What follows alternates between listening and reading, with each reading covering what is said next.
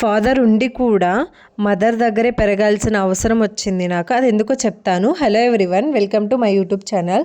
So ఈరోజు అయితే నేను మా ఫ్యామిలీ గురించి మీకు కొంచెం డీటెయిల్స్ చెప్తాను. నేను, అక్క, అమ్మమ్మ ఉండేవాళ్ళం ఫ్యామిలీలో. అమ్మమ్మ రీసెంట్గా చనిపోయింది. అక్కకి 5 years బ్యాక్ పెళ్ళైపోయింది.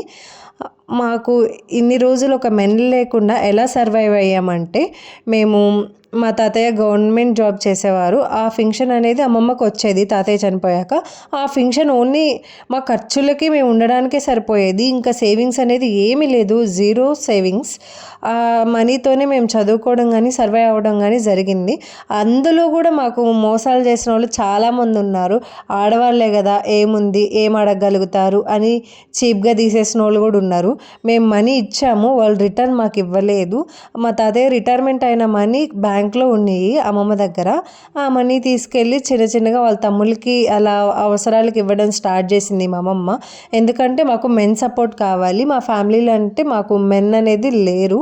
సో అందుకే ఆ మెన్ సపోర్ట్ కోసం మా అమ్మమ్మ అలా వాళ్ళకి మనీ ఇవ్వడం అలా అలవాటు చేసింది. వాళ్ళు మాకు ఇంకా రిటర్న్ ఇవ్వడం అనేది జరగలేదు. సో అడిగామంటే ఎప్పుడు ఇచ్చావు, ఎందుకు ఇచ్చావు, నీ ఇష్ట ప్రకారం ఇచ్చావు, నా దగ్గర ఇప్పుడు లేవని సిల్లీగా ఆన్సర్స్ చెప్పారు. అందరితో మోసపో